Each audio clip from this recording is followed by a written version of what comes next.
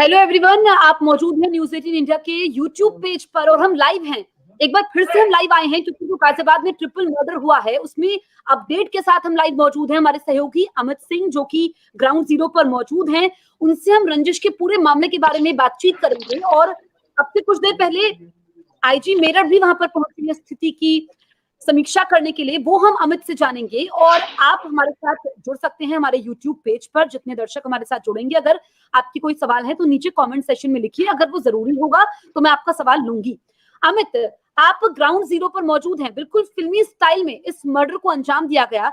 सबसे पहले अपडेट बताइए, पुलिस की जांच कहां तक पहुंची है? अमित।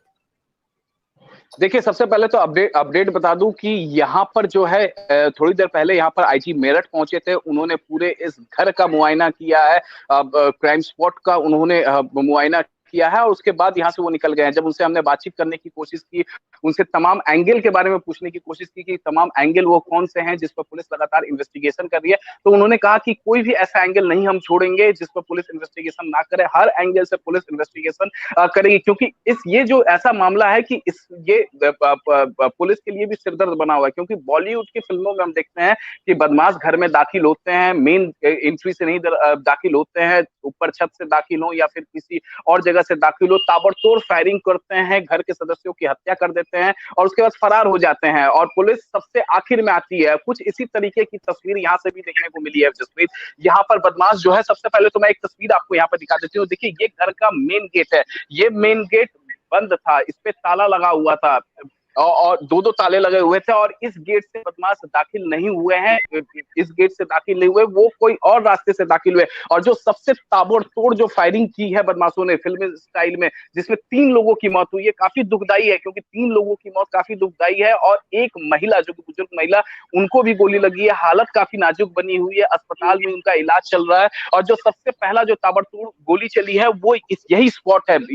जो बदमाश बताए जा रहे हैं कि इन्हीं सीढ़ियों के रास्ते से, ये जो सीढ़ी आप देख सकती हैं, इसी सीढ़ियों के रास्ते से बदमाश जो है सबसे पहले नीचे उतरे। नीचे उतरने के बाद जो कपड़ा व्यापारी थे वो यहाँ पर लेटे हुए थे, कपड़ा व्यापारी, और उसके बाद कपड़ा व्यापारी पर ताबड़तोड़ गोलियों से फायरिंग कर दी जाती है, जिसमें कपड़ा व्यापारी की मौके पर ही मौत हो जाती है। और आप नीचे देख सकते हैं मिट्टी है यहाँ पर, फर्श पर मिट्टी इसलिए क्योंकि खून काफी ज्यादा बह गया था, ब्लीडिंग काफी ज्यादा हुई थी। जिसके बाद जो मौके पर यहाँ पर डॉग स्क्वाड एफएसएल की टीम यहाँ पर पहुंची तो उन्होंने यहाँ पर मिट्टी डाला। और यहाँ पर ये जो सीढ़ियां आप देख सकते हैं, इन सीढ़ियों को मैं हाथ नहीं लगाऊंगा, टच नहीं करूंगा। वजह यह है कि यहाँ पर जो फिंगर स्पॉट लेने वाली जो टीम होती है वो यहाँ पर पहुंची थी। उन्होंने फिंगर स्पॉट्स यहाँ से लिए है क्योंकि जाहिर तौर पे बदमाशों का फिंगर स्पॉट्स यहाँ पर लिया गया होगा। जिस तरीके से ये शख्स यहाँ पर नीचे उतर रहा, उसी तरीके से बदमाश भी बीती रात 2 से 3 बजे का ये मामला है। 2 से 3 बजे के बीच बदमाश इस घर में दाखिल हुए थे। मेन एंट्री से नहीं दाखिल हुए, पहली मंजिल या फिर छत से दाखिल हुए थे और उन्हें उन्होंने पहले क्या घर का मुआयना किया होगा?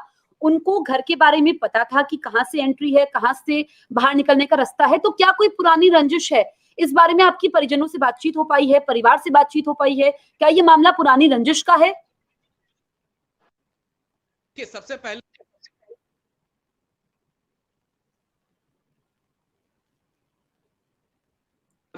ये जो उनका घर, ये घर जो है, ये देखिए, मैं आपको ये तस्वीरों के जरिए हम आपको दिखाना चाहते हैं। ये कपड़ा का दुकान है और इस दुकान में यहाँ पर कोई भी आ सकता है लेन देन करने के लिए, जिसे भी कुछ खरीदना हो वो यहाँ पर पहुंच सकता है। यानी अगर किसी को मुआयना भी करना होगा, किसी को रेकी भी करना, देखिए ये मैट यहाँ पर ये बेचते थे, ये 30 साल से ये कारोबार कर रहे थे। यानी किसी को अगर मुआयना भी करना होगा तो वो मुआयना करने, कुछ खरीदने के लिए यहाँ पर पहुंच सकता है।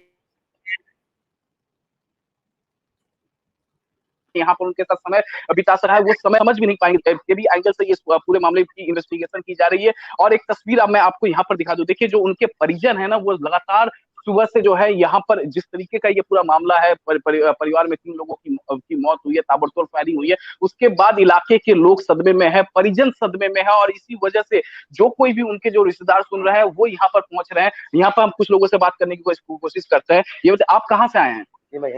यहीं से हैं? अमन इनके पड़ोसी हैं आप? हमारे ताऊ लगते हैं। आपके ताऊ लगते हैं। तो आप रात में कहाँ थे? घर लेट रहे थे जब वारदात का पता लगा, जब हम आए। तो कितने बजे आपको मालूम चला? हमें 3 बजे पता लगा। 3 बजे? तो उसी दौरान उससे पहले काम हो चुका। अच्छा, तो मुझे ये बताइए, ये दरवाजा तो बंद ही था, मेन जी एंट्री? मैन गेट बंद था। हाँ, जो बदमाश आए ऊपर से आए।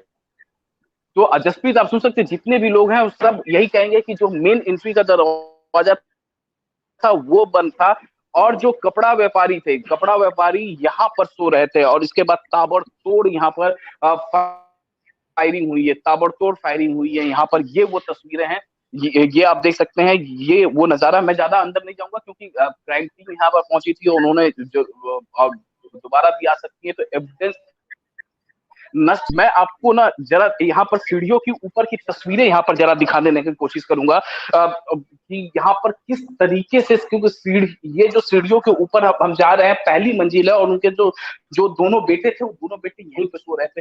घर की जो बहू एक थी, वो बहू भी जो है वो यहीं पे थी, जो उसने अपने आप को एक कमरे में लॉक कर लिया था। देखिए, इस वक्त हम पहली मंजिल पे आ गए हैं जसप्रीत, ये वो पहली मंजिल है, और यहाँ पर मैं सबसे पहले तो आपको ये दिखा दूं, जो संभावना जताई जा रही है, पुलिस भी कह रही है कि ये देखिए, ये जो तस्वीर आप देखेंगी ना, ये तस्वीर यहाँ से बहुत मुमकिन है कि बदमाश दाखिल हुए हो, क्योंकि ऊपर जो है खाली है, नीचे ये यहाँ पर आप देख सकती है कि ग्रिल लगा है, लेकिन ऊपर बिल्कुल खाली है यहाँ पे। और यहाँ पर जो छत आप देख सकती है सटा हुआ, जिस तरीके से देखिए वहां पर कुछ लोग जो है छतों से चढ़ रहे हैं, तो उस छत पे आने के बाद इस छत पर बड़ी ही आसानी से आया जा सकता है जसप्रीत। तो एक संभावना यह है कि बदमाश हो सकता है कि यहाँ से एंट्री की हो, लेकिन जो पहली गोली जो फायरिंग हुई है, पहली गोली, वो गोली जो फायरिंग हुई है, वो सबसे नीचे फायर हुआ है कपड़ा व्यापारी के ऊपर। और मेरे साथ वो शख्स यहाँ पर मौजूद है, वो शख्स जो बदमाशों को देखकर बदमाशों के पीछे भागे, उन्हें पकड़ने के लिए, दबोचने के लिए, वो शख्स हमारे साथ इस वक्त यहाँ पर मौजूद है। सबसे पहले भाई अपना नाम बताइए आप। मेरा नाम है मेराज। मेराज, ये बताइए कितने बजे का ये पूरा मामला है, क्या हुआ, क्या देखा आपने? सर ये करीब 2 से 2:30 बजे के करीब की बात है, और जहाँ ये वारदात हुई है, सिर्फ 5-6 मकान पीछे मेरा मकान है। तो हम अपनी छत पर सोए हुए थे, तो हमने देखा कि फायरिंग की आवाज़ आ रही है। 12 से 15 राउंड फायरिंग हुई है। उसमें से कुछ बदमाश जो इधर छत की बैक साइड से भागे, कुछ इधर से, कुछ मेरी तरफ से भागे। तो मैं ये सब देख रहा था, लेकिन हम सोचे थे कोई चोर है, नॉर्मली बात है। लेकिन जैसे ही हल्ला मचा कि गोलियां चल रही हैं, तो वो हमारी साइड से भागा, मेरे घर की तरफ से। तो मैंने उसको, मैं 2 मंजिला मकान के ऊपर था, तो मैंने इस मकान से 2-3 मकान छोड़ के आपका घर है? 4-5 मकान पीछे। 4-5 मकान पीछे है, ठीक है। छतें मिली हुई हैं। तो मैंने सोचा कि भाई ये धस ही जाएगा, तो मैं इसको पकड़ने की कोशिश करता हूँ। लेकिन जैसे मैं नीचे उतर के गया, 2 मंजिल से नीचे उतर गया, तो सब लोग गायब हो चुके थे। सब लोग भाग फरार हो चुके थे। तो मुझे ये बताइए, उस वक्त जब फायरिंग के बाद आप उनको दबोच नहीं पाए, तो सबसे पहले आप घर में आए थे यहाँ पे? हाँ जी, उसके बाद सीधे हम घर पे आए। घर पे आया तो अपने घर पे जब आप पहुंचे तो क्या देखा आपने? सर हम घर पर आए, तो जो इनके बड़े लड़के थे वो गेट पर ही थे, दरवाजा खुलवाया उन्होंने। जो बड़े बेटे सलीम, जो वहां पे बगल में रहते हैं, सलीम। हाँ। अच्छा जसप्रीत, एक इंपॉर्टेंट बात मैं बता दूं अपने दर्शकों को, कि जो इनके भाई हैं, जो मृतक रियासुद्दीन कपड़ा व्यापारी हैं, उनके भाई जो है उनके जो बड़े बेटे हैं सलीम है, वो माफी चाहूंगा, उनके बड़े बेटे सलीम 2 घर छोड़ के मकान उनका मकान है, वो आ चुके थे तब तक यहाँ पे? हाँ जी, वो आ गए थे। तो वो गोली चल रही थी उस टाइम भी, उस टाइम। तो जैसे हम लोग यहाँ पर आए, तो हमने जो गेट कोई विवाद हमने सुना कि कुछ लोग भाग के गए हैं, अमित ये इनसे पूछिए आप। सो गए थे, देखा कि अच्छा मुझे ये बात बताइए जसप्रीत, देखिए स्टूडियो में इस वक्त हमारे मौजूद है। जसप्रीत का सवाल है आपके लिए कि क्या पुरानी कोई रंजिश थी, किस तरीके का स्वभाव था उनका, क्या कभी किसी से लड़ाई हुई थी? सर लोग थे, इनका लोनी के अंदर सबसे बड़ा कारोबार था, कपड़े के मार्केट में इनकी 5-6 दुकानें थी, और सारी दुकानें इनकी बहुत अच्छी चल रही थी। और रंजिश का तो नहीं था, दुकानदार लाइन के आदमी थे, अपना सुबह को जाते थे, शाम को अपने घर आ जाते थे। देखिए रंजिश की संभावना, जितने भी लोगों से मेरी बातचीत हुई है जसप्रीत, वो सभी मना कर रहे हैं। वो कह रहे हैं कि रंजिश तो नहीं थी, पिछले 30 सालों से व्यापार ये कर रहे थे, कपड़े के व्यापारी थे, और बड़े व्यापारी थे, 5-6 दुकानें थी, होलसेलर, रिटेलर, सबका ये सबके को ये सामान देते थे। मैं एक तस्वीर आपको दिखा दूं जसप्रीत अपने दर्शकों को। देखिए मेरे पीछे यहाँ पर आप देख सकती हैं कि यहाँ पर 3 कमरे हैं। इन्हीं 3 कमरों में से किसी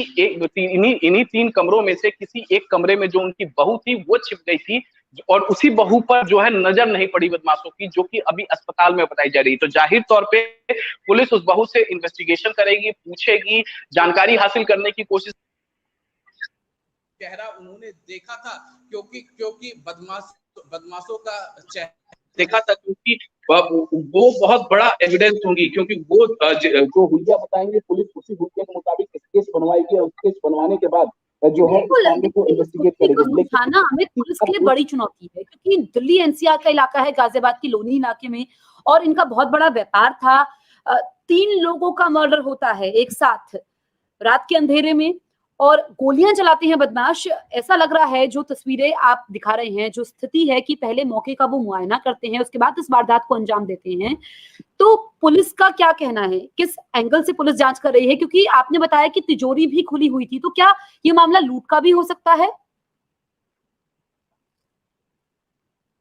देखिए जसप्रीत, हम आपको वो पूरी तस्वीरें दिखा रहे हैं एक बार फिर से, और आपको बताने की कोशिश करते हैं कि देखिए पूरे इलाके के लोग सदमे में हैं, क्योंकि जो स्वभाव था ना कपड़े व्यापारी का, रियासुद्दीन का, सबका यही मानना है कि उनका किसी से लड़ाई झगड़ा तो कभी हुआ नहीं। 30 सालों से वो यहाँ पर रह रहे थे, 30 सालों से यहाँ पर वो व्यापार कर रहे थे, और इस बीच जो है उनकी हत्या हो जाती है। और उन्हीं की हत्या नहीं होती है, साथ ही साथ उनके 2 और बेटों की हत्या हो जाती है, यानी कुल 3 लोगों की हत्या होती है। जो उनकी पत्नी होती है फातिमा, वो जिंदगी और मौत से जूझ रही होती है, क्योंकि उन पर भी हमला किया जाता है, और बताया जा रहा है कि उनके जबड़े में यहाँ पर गोली लगी हुई है, जो जिनका काफी स्थिति जो है नाजुक बताई जा रही। एक बहू है जो अपने आप को लॉक कर ली थी कमरे के अंदर, तो वो बची हुई है फिलहाल। तो पुलिस इस पूरे मामले में इन्वेस्टिगेशन कर रही थी। लेकिन एक बात तो कहना पड़ेगा कि जो इलाके के लोग हैं उनमें वो काफी सदमे में है, काफी टॉर्चर में, क्योंकि ये जो इलाका है ना जसप्रीत, ये इलाका काफी घना आबादी वाला इलाका है। यहाँ सबके घरों तक गाड़ियां नहीं पहुंच सकती है, लोग जो है पैदल सफर करके यहाँ पर पहुंचते हैं।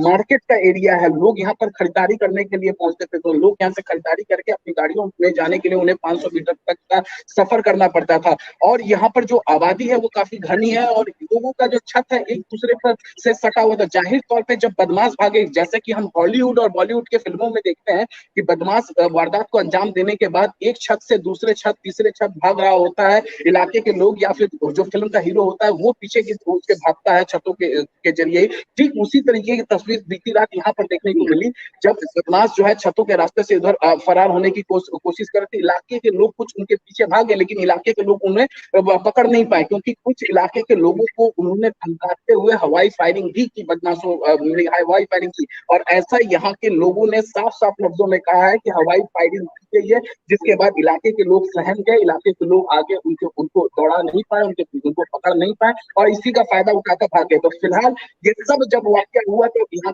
पर 100 नंबर पर कॉल करके जानकारी दी गई। पुलिस मौके पर पहुंची, जब पुलिस पहुंची तो डॉग स्क्वाड पहुंचा, FSL टीम पहुंची, उसके बाद पूरा मामले में इन्वेस्टिगेशन शुरू हुआ। 3 बजे का यह मामला है और इस वक्त 12 बज चुके हैं। अभी तक पुलिस के हाथ खाली हैं, 12:35 हो रहे हैं जसप्रीत, लेकिन पुलिस के हाथ अभी तक खाली है। अमित, ये बहुत बड़ी घटना है। रात के अंधेरे में 3 लोगों की हत्या हो जाती है, पुलिस को कानो कान खबर तक नहीं लगती है।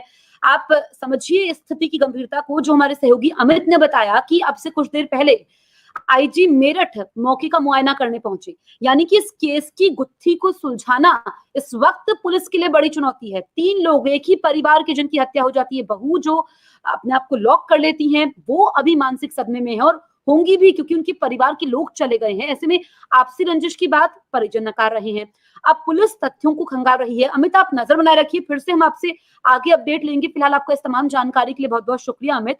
और जो दर्शक हमारे यूट्यूब चैनल पर हमारे साथ जुड़े, आप सभी का बहुत बहुत शुक्रिया। देखिए, ज्यादा से ज्यादा लोग हमारे यूट्यूब चैनल पर, न्यूज 18 इंडिया के चैनल पर जुड़िए, क्योंकि हर घंटे हमारी कोशिश रहेगी कि हम इसके माध्यम से आपसे रूबरू हों।